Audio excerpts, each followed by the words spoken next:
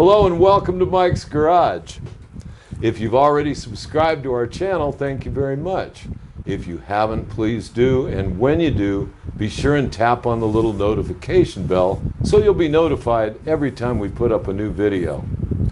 I'd also like to mention at this time that we now have our own website, and that's on pacificmike.com.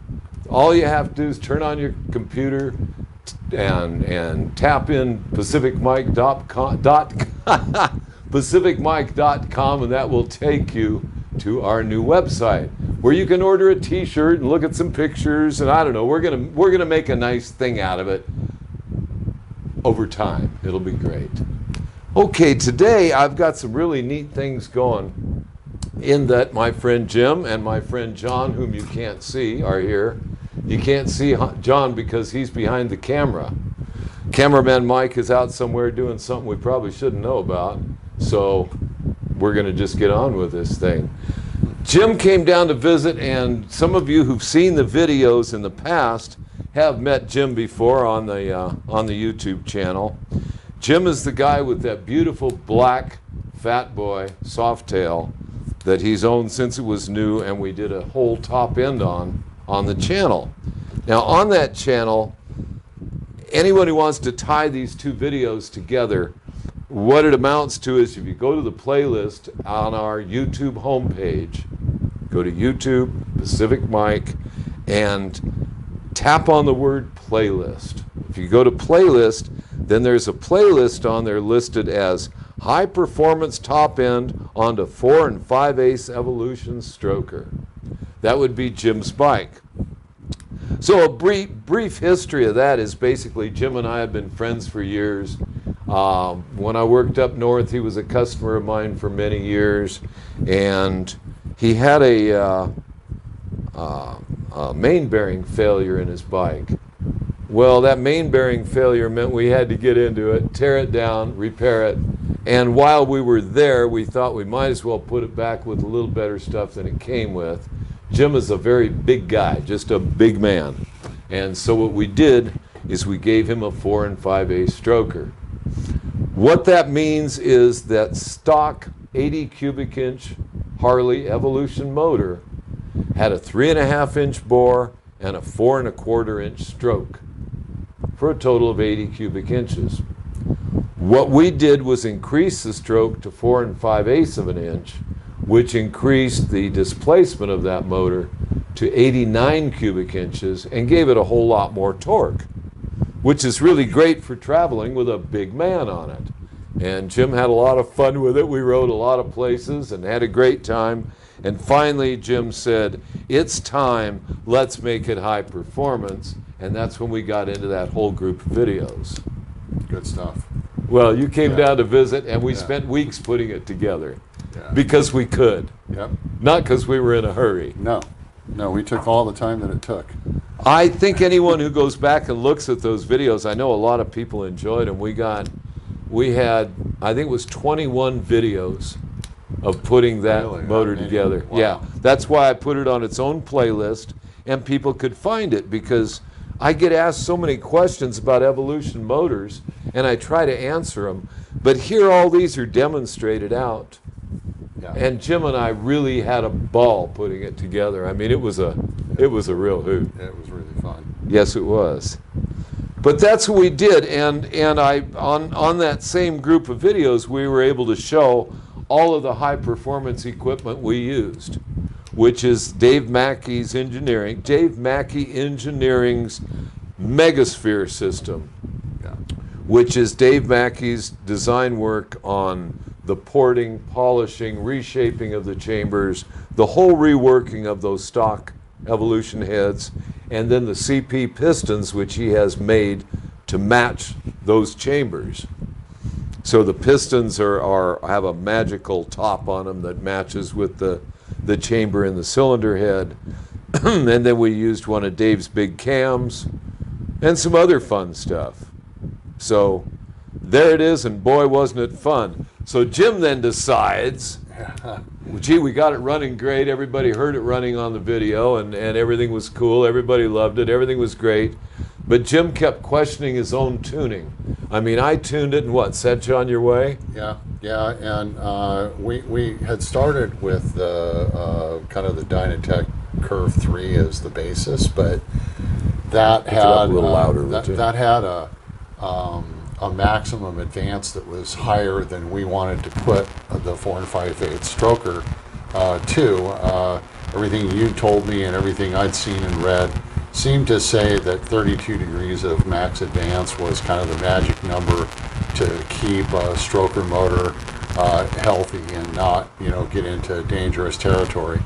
So that seemed to really work, and we, kept it kind of conservative, kept it below that because, this was a motor that needed to get broken in. I puzzled over the jetting on the Mikuni. I basically just went one up on all the jets and needles. I did a complete rebuild on the carburetor, so it was fresh for the rebuild. And then I rode it home, which is probably 220 miles or so. And then did some other break-in rides. Did an oil change.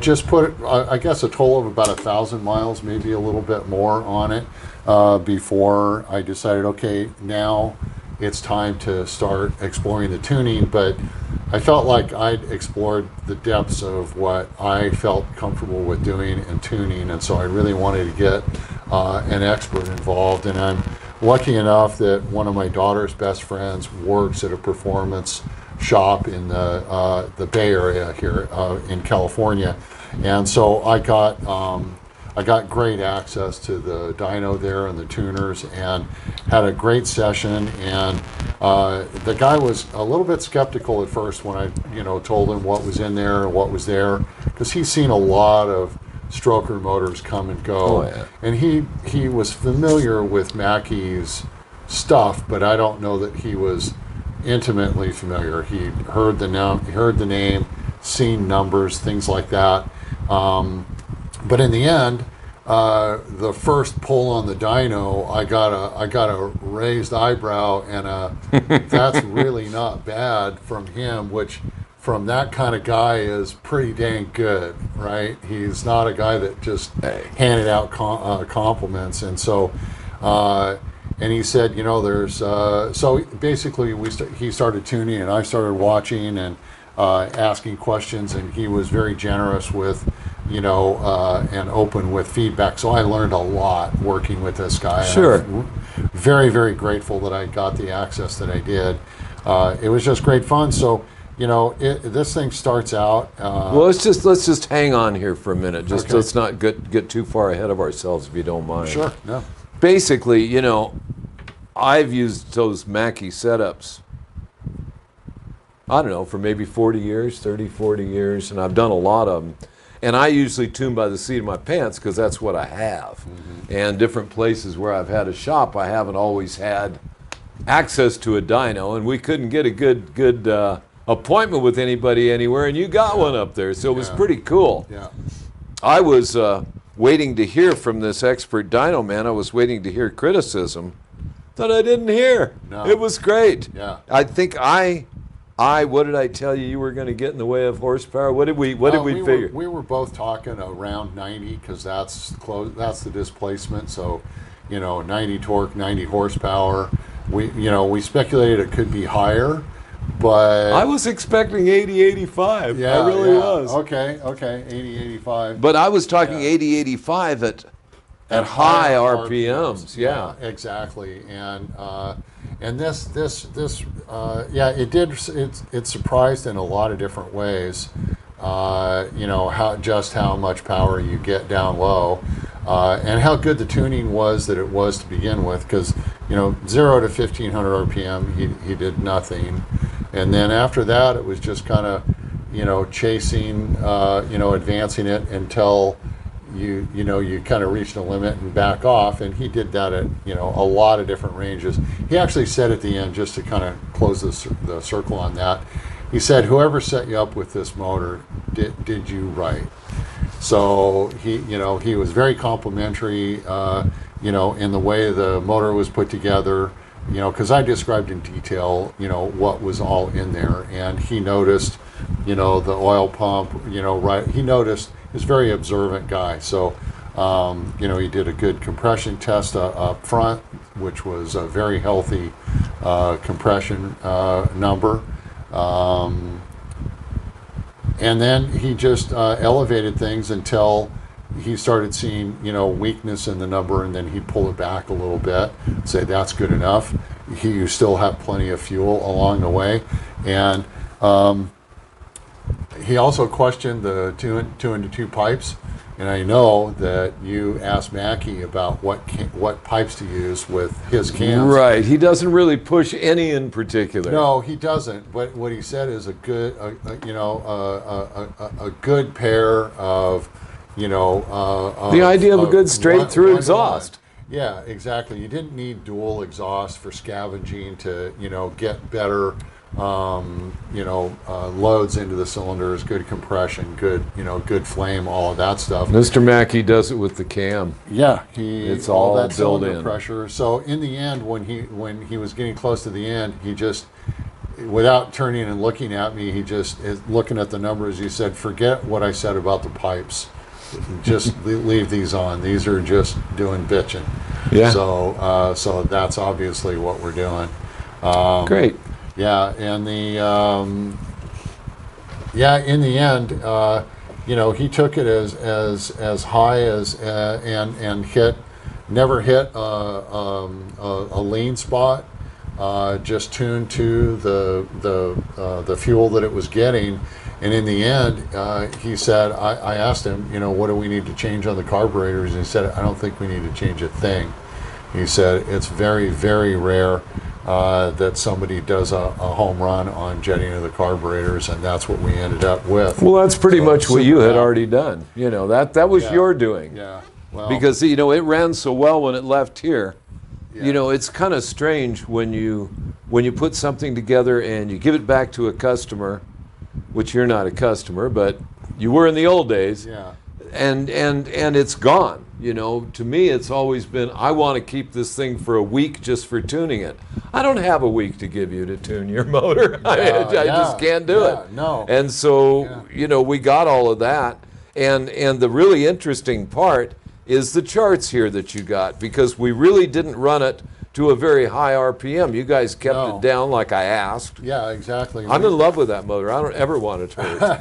Yeah, we wanted to make sure that, you know, we set the rev limiter at 5,500 RPM. A stroker is just not going to live long enough if you let it rev higher than that. The piston speed goes ballistic. I think I told you, John Warren years ago, who was a magazine editor, I think Chopper magazine and Touring Bike magazine, he put out charts. I've got them put away in my file somewhere. Every time you increase the stroke 1/8 of an inch, how many thousands of feet per second more travel you have, which does nothing but cause, that's friction, which translates to heat. Period. And so, you know, gee, here's this great new motor that I just put together for you. Please be careful with it. And you were. And how much horsepower did it show at something like 1,600 RPM? Yeah, 1,500 RPM. It's showing 60 horsepower at 1,500 RPM. So that's already Can you show that? Yeah, if you can zoom in on this, John. So it's already at 60 horsepower, which is, I believe, 5 horsepower more than max stock for an Evo motor. I believe 55 is the max. Yeah, but that's at a high RPM. That's at a high RPM. I know it. That's why I'm saying 1,500 RPM is just off idle, man. Exactly. So, you know, there's a bunch of numbers over here. You don't need to really get into that, but the green line is the one. It was the very first pole, and it's just this beautiful smooth curve. You know, the horsepower, you know, down here, it's still going up when we clip it at 5,000 RPM. Oh, it would have gone quite a ways. It was still heading straight up, and this was beautiful, but he knew that there was more, so he kept advancing until, you know, he started hitting, got this one little dip here, we decided to not chase it because it's probably the needle or the needle position, and it's like, you know, do I really need to chase it? I'm already from 2,500 RPM to 4,500 RPM. I'm well north of 80 horsepower. So it's peaking a little over 90 horsepower between 3,500 and 4,000 RPM, which when you're rolling onto the freeway or something like that, or passing somebody, it's plenty. Oh, yeah. The power is so smooth, you know, with all the way it's set up and the way it's tuned, it just feels like it's on the pipe, on the cam, all the time. And only because it is. Only because it is, I suppose so. And I guess that's part of the magic of the Mackie Cam design. He speaks of his flat power band. In all the years I've known Dave, he always says, the cam comes on from the bottom and keeps on keeping on. It just keeps on coming on. And that's a lot of fun. Now, I won't bother with the, well, I'll give you a quick glimpse. That was the curve that we started with. It's again based. Oh, that's on the curve advanced 3. curve on your ignition. Explain what this is here, Jim. This is the advanced curve on the ignition. So the solid line is wide open throttle. The part throttle is the dash line. It uses the VOES switch to retard the timing when you go to wide open throttle, is basically what's going on. And you get this assortment of points that you can, on a curve, that you can define how many degrees of advance at what RPM. It's very simple and straightforward, very effective. So the curve at the end of the day was, you know, below 1,500, didn't change really, but then started getting a lot more advance, you know, in various places. And like I said, in the end, the fourth time we didn't do a run because he'd seen on the third we'd gone a little too far. We retarded back in 2 locations. Well, let me ask you this: at what RPM level are you at full advance?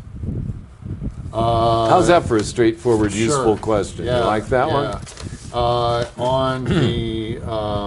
On the part throttle, I'm at full advance at 3,000 RPM. There you go. That was the important part. Yeah. At 3,000 RPM, you are now at full advance. Yeah. At 2,800 RPM, you're probably what, 2 degrees less? Yeah. And and to be honest, I cruise at 3,000 RPM. You know, plus or minus a couple of hundred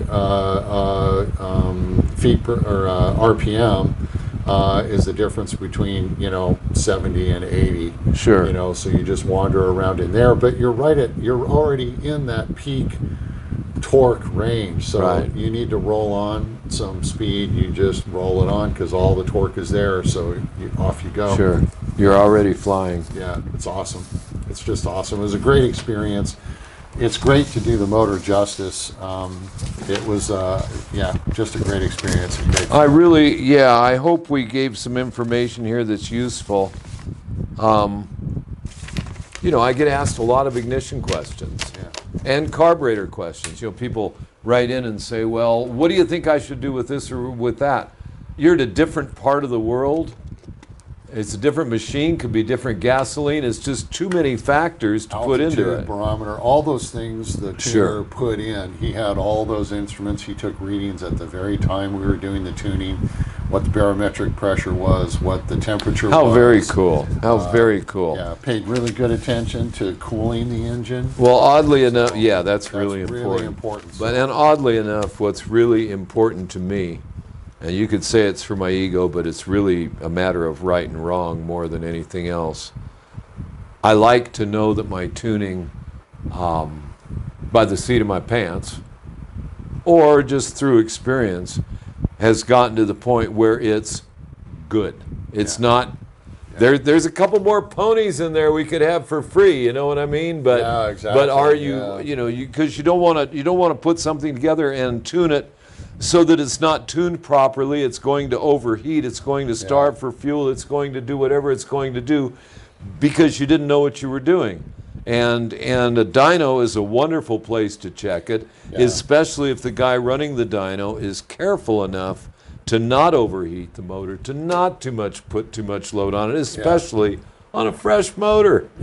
And so I couldn't be happier. The super bonus that I didn't really mean to say for last, but I have in effect was that the tuner said you should. He asked me about my gas mileage, and he said, I think your jetting is way too rich, and what kind of fuel economy are you getting?